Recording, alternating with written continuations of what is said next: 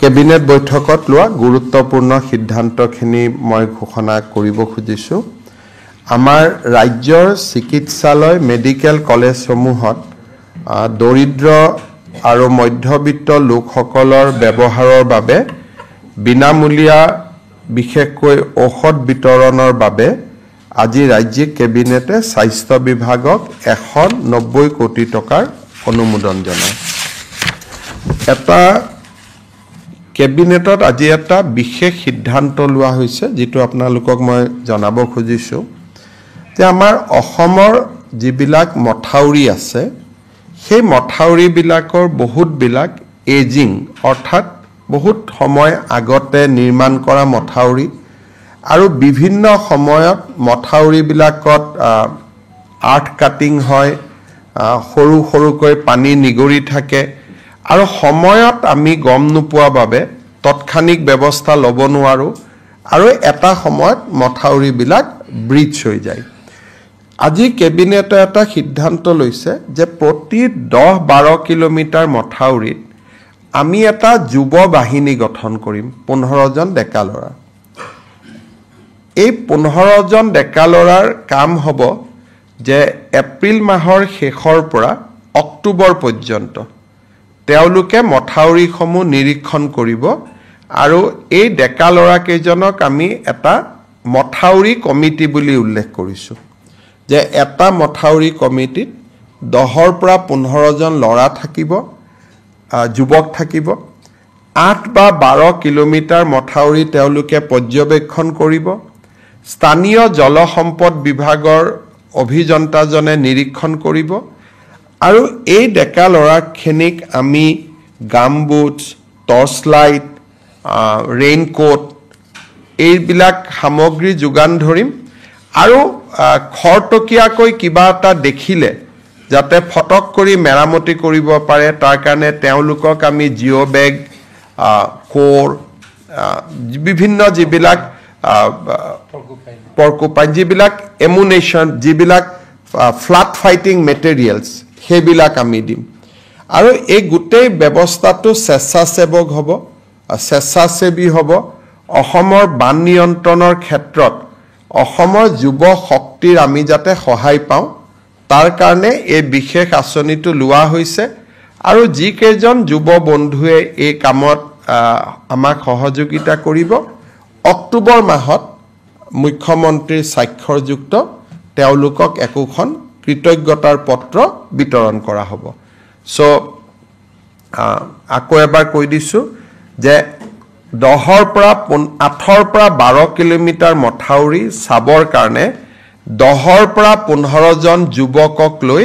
এটা মথাউৰি কমিটি নিৰ্মাণ কৰা হ'ব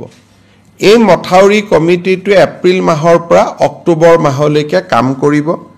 মথাউৰি কমিটিৰ সদস্যসকলক আমি গামবুটছ টৰ্চ লাইট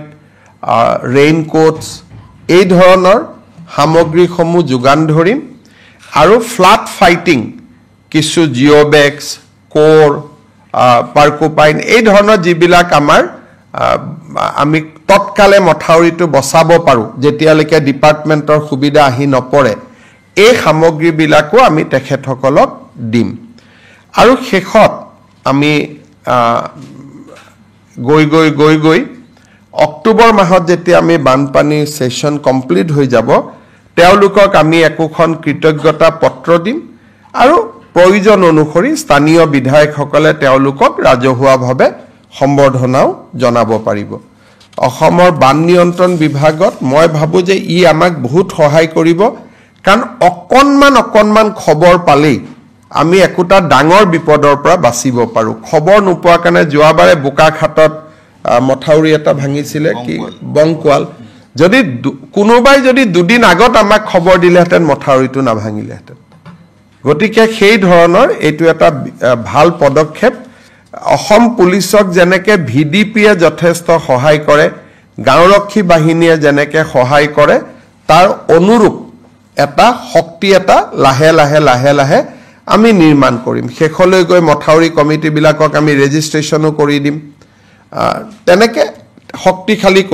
কৰি আমি গৈ থাকিম এইবাৰ প্ৰথম বছৰ ইয়াক আমি হাতত লৈছো আমাৰ গুৱাহাটীত ফ্ৰেঞ্চ গভৰ্ণমেণ্ট আৰু ভাৰত চৰকাৰৰ আৰ্থিক সাহায্যত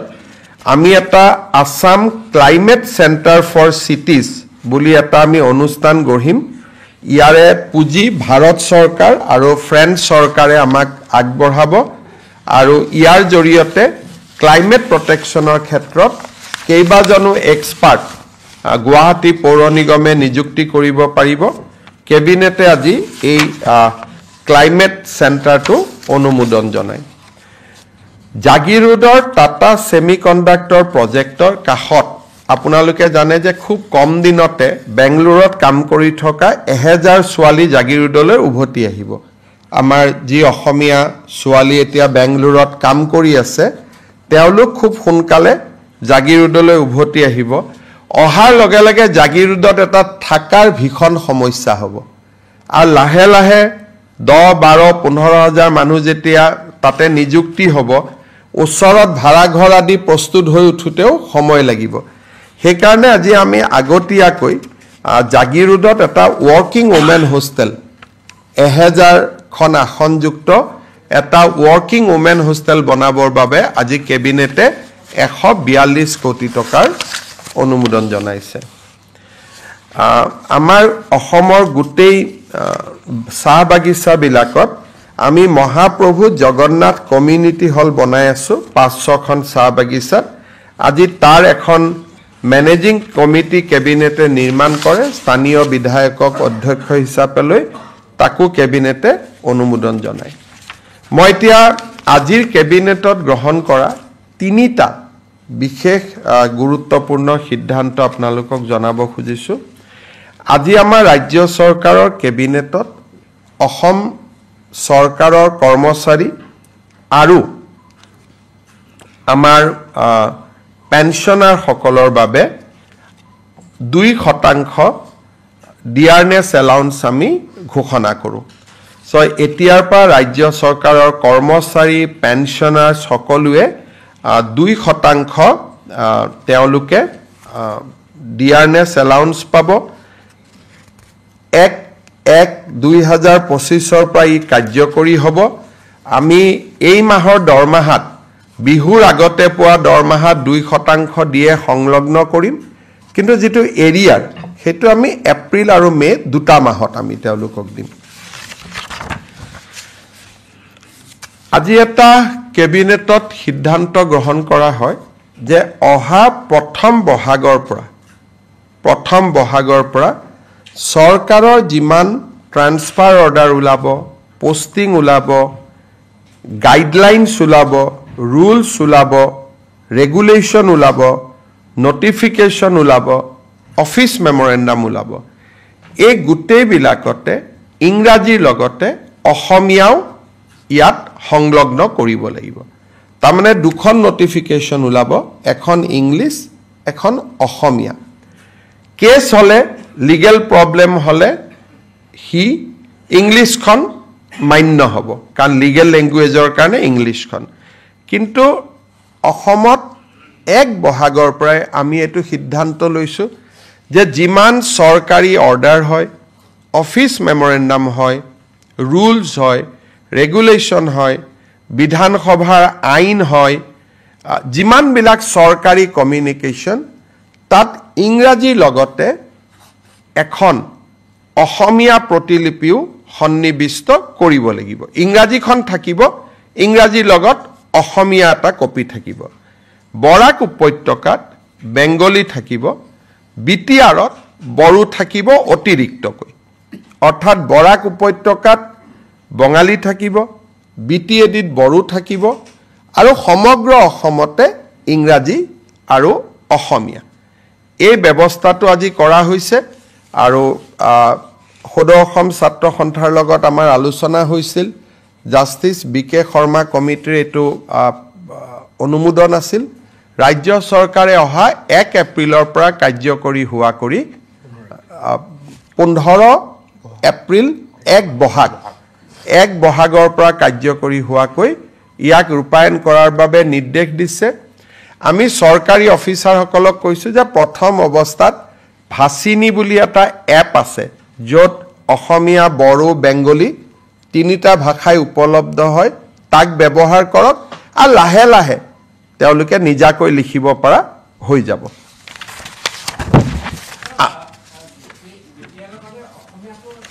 ইংলিছ আৰু অসমীয়া গোটেই অসমৰ কাৰণে বিটিআৰৰ কাৰণে বড়ো বৰাক ভেলীৰ কাৰণে বেংগলী যেটো আজি চলি আছে তাত কোনো আৰু বেলেগ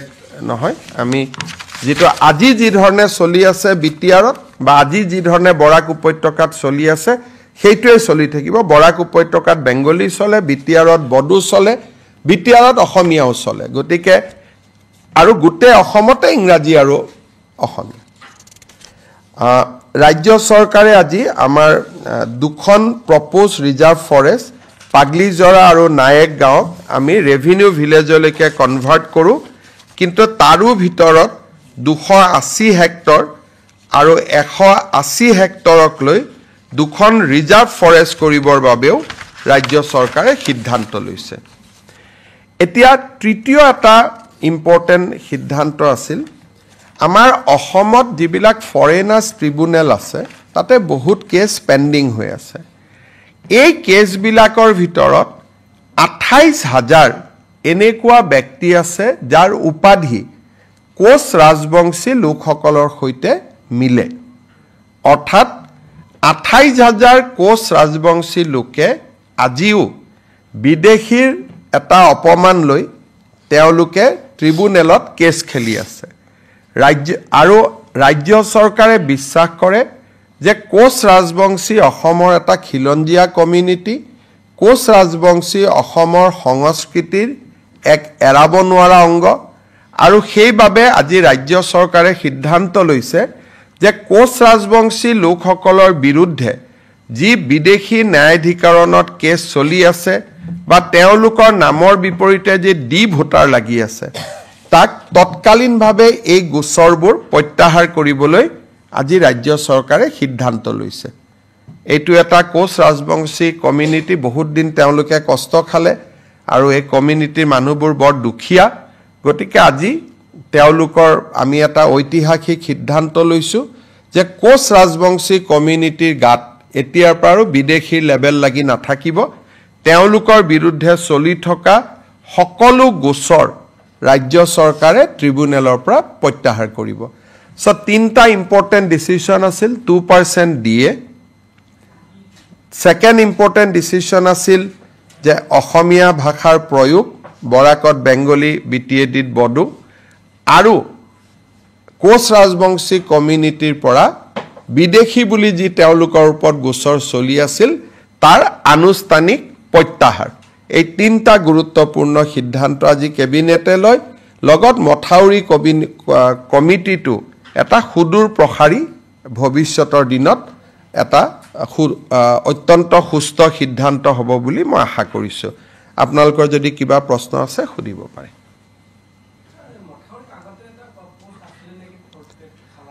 হেবিলাক থাকিবই খালাসিও থাকিব গভৰ্ণমেণ্ট মানুহখিনি থাকিবই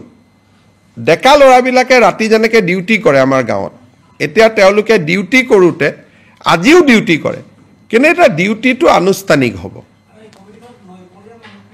নৈপৰীয়া স্থানীয় মানুহ হেই মথাউৰিটোৰ কাষৰ মানুহখিনি নৈপৰীয়া বুলি না মথাউৰিটোৰ কাষত লোকেল মানুহ থাকিব এটাই সুবিধা থাকিব আগতে তেওঁলোকে নিজাকৈ যায় কেতিয়াবা পুলিচেও দিগদাৰ কৰে অমুকেও দিগদাৰ কৰে এতিয়া এটা আইডেন্টিটি কাৰ্ড থাকিব গামবুট পাব ৰেইনকোট পাব টৰ্চ লাইট পাব পাৰ্কুপাইন পাব জিঅ' বেগ পাব অন্তত নিজক ৰক্ষণাবেক্ষণ কৰিব এটা সুবিধা পাব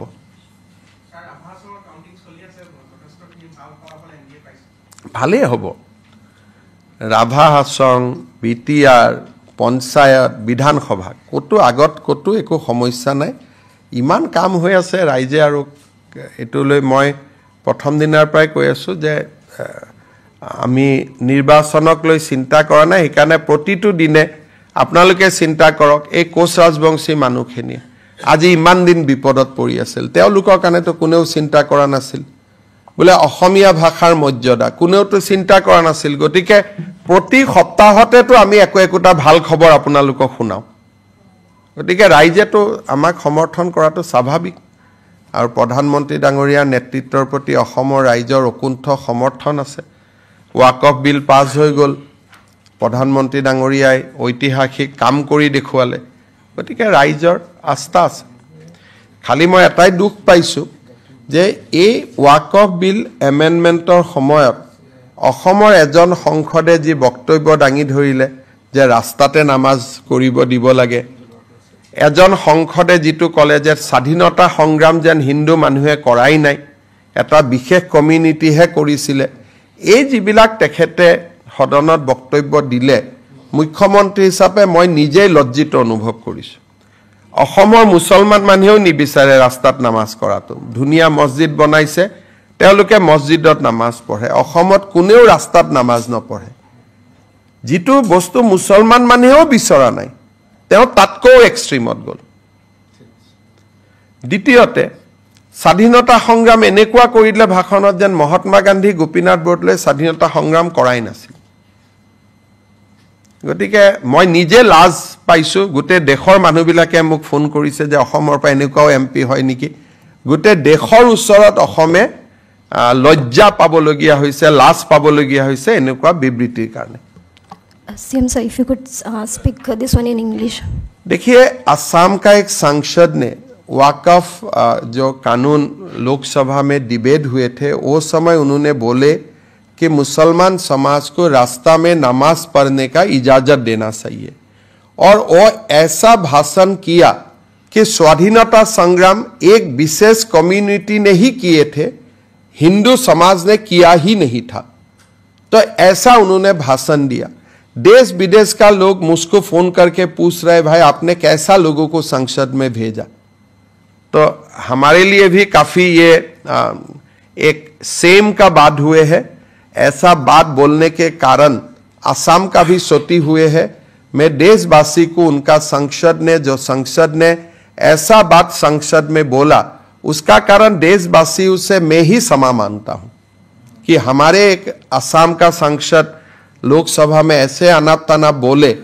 हमारा असम में कभी मुसलमान लोग ये डिमांड ही नहीं किया है कि हमें रास्ता में नमाज पढ़ने का इजाजत दो अच्छा मस्जिद है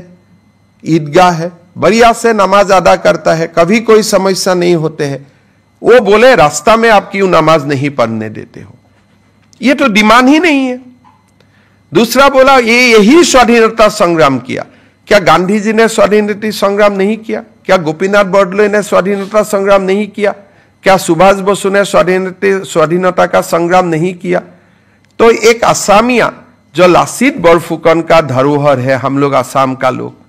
महाराज पीठू का धरोहर है जो बख्तियार खिलजी औरंगजेब को भगाया था असम में उनका ही धरोहर जाके संसद में ऐसा बात बोल सकता है हम लोग सोच भी नहीं सकते थे तो इसीलिए हम काफी शर्मिंदा है और देशवासियों से मैं क्षमा मांगता हूं कि हमारा संसद ने ही ऐसा भाषण दिए संसद में हम आशा करता हूं कि असम का लोग